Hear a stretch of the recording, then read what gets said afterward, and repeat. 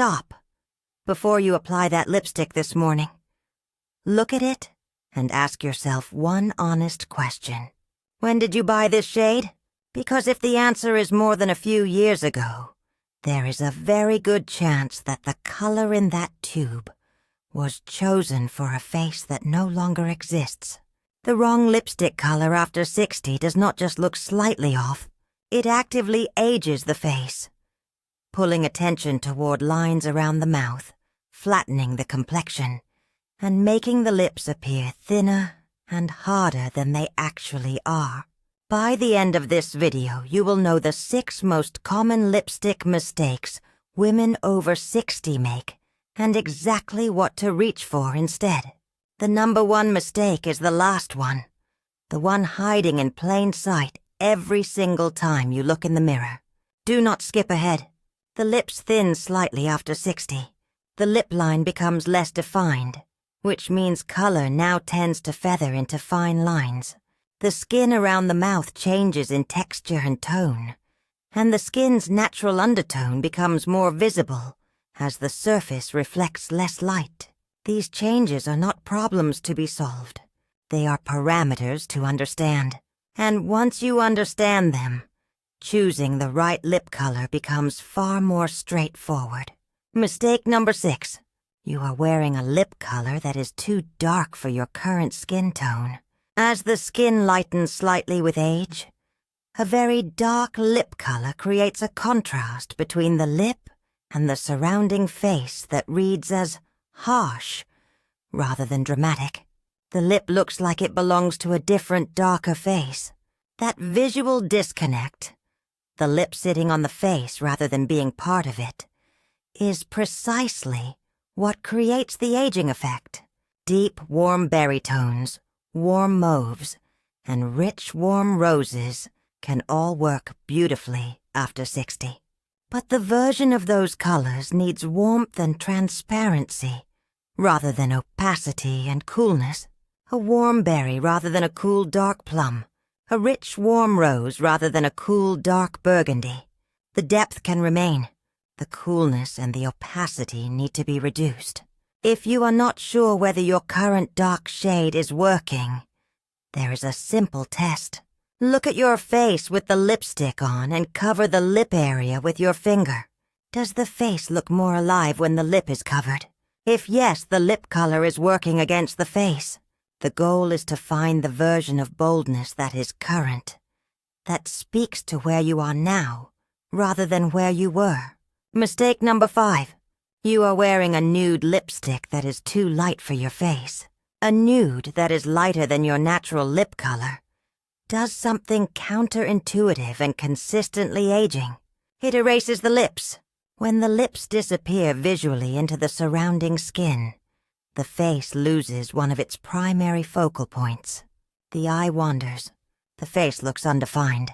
And because the lip area is one of the most expressive areas of the face, one of the places where vitality, warmth, and personality register most immediately, losing it visually makes the face look less alive in a way that is immediately perceptible. The right nude for a woman over 60 is never lighter than the natural lip. It is always at least as warm and as saturated as the natural lip, and ideally 1 or 2 shades warmer and more defined. Think of it not as a nude that disappears, but as a nude that enhances. A color that makes the lip look like the best, healthiest, most awake version of your natural lip. Warm peachy nudes, warm pink beiges, and soft warm roses perform this function beautifully. The practical test. Stand in natural window light. Look at your natural lip color. Then apply the nude. The right nude should look like your natural lip amplified. Warmer, more defined, slightly more pigmented, but in the same family of color. That is the target. Mistake number 4. You are applying your lipstick directly from the bullet without a brush or liner. The most significant change that occurs in the lip area with age is the softening and slight recession of the natural lip line. A lipstick applied directly from the bullet without the precision of a brush or the anchoring structure of a lip liner, will find that softer edge and bleed into it. Within an hour or two, color has migrated into the fine lines above the lip. The crisp line has disappeared, and the lip looks sloppy and indistinct. The solution has two components: a lip liner in a shade that matches, or very closely approximates, the lipstick.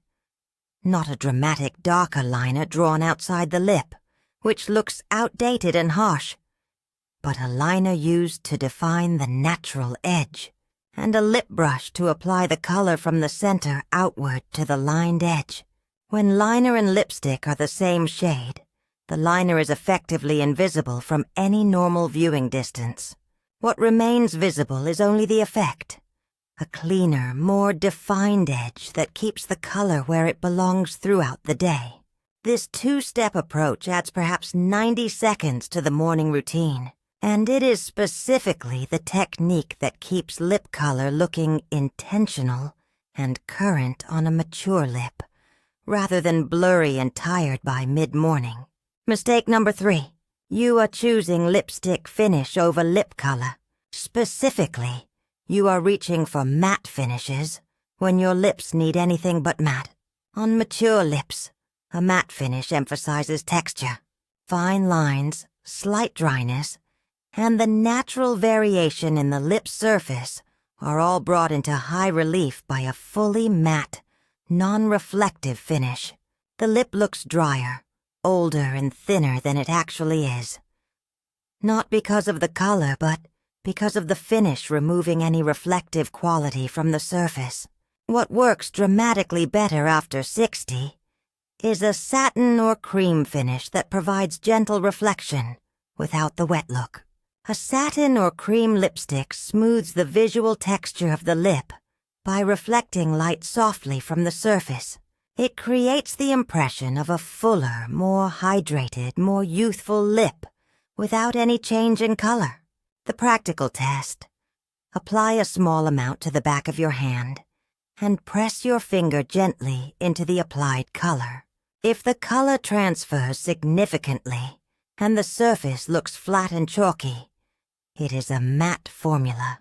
If the color transfers minimally and the surface still shows some reflective quality, it is a satin or cream formula. For most women over 60, the satin or cream, with that gentle reflective quality, is the finish that performs best. Mistake number 2. You are not considering your teeth when choosing your lip color. Teeth naturally yellow slightly with age.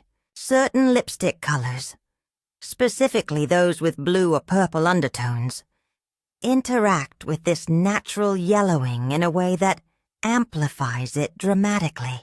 A cool blue-toned red, or a blue-toned berry, or a purple-based mauve can make teeth that are only slightly yellow look dramatically more yellow, because the blue-purple undertone of the lip creates a color contrast that throws the yellow in the teeth into much sharper visual relief. Warm-toned lip colors, warm reds, warm berries, warm oranges, warm roses, harmonize with the natural warmth of slightly aged teeth rather than fighting against it. The practical test: apply the lipstick normally, smile in a mirror in good natural light, and look specifically at your teeth. If your teeth look whiter or more neutral relative to the lip is warm-toned and working for you. If your teeth look more yellow or more ivory relative to the lip is cool-toned and amplifying the natural yellowing. Sort your lipstick collection using this test: warm burgundy rather than cool plum, warm coral red rather than cool blue red, warm mauve rather than cool lavender mauve. That single adjustment eliminates the tooth yellowing effect entirely. And now mistake number 1, the one I have been holding back, the one quietly undermining every other correct choice you might be making. Mistake number 1. You are applying lipstick to unprepared lips. After 60, the lips lose moisture more quickly than they did in younger decades. The natural oils that kept the lip surface smooth are produced more slowly, and the result is a lip surface that, even when it does not look visibly dry, has a texture and an absorbency entirely different from what it was. When lipstick is applied to an unprepped lip after 60, the color absorbs unevenly because the texture of the dry surface is uneven. The color looks patchy within the first hour. The fine lines above and below the lip are more visible because the color has been pulled into them by the absorbency of unprepared skin. And the lip looks smaller and harder than it actually is because dry, unprepared lips absorb light rather than reflecting it. The preparation routine that solves all of these problems is simple and takes approximately 2 minutes. A gentle exfoliation removes the dead surface cells that create uneven texture. A thin layer of nourishing lip balm allowed to absorb for 60 to 90 seconds creates a smooth, moisturized base. A quick blot of any excess balm with a tissue ensures the color goes on cleanly.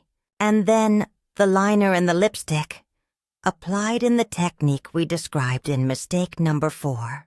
This preparation routine changes everything about how a lip color performs and how long it lasts. It is the foundation that all of the other corrections in this countdown are built on. Which of these 6 mistakes were you making? Tell me in the comments. I read every single one.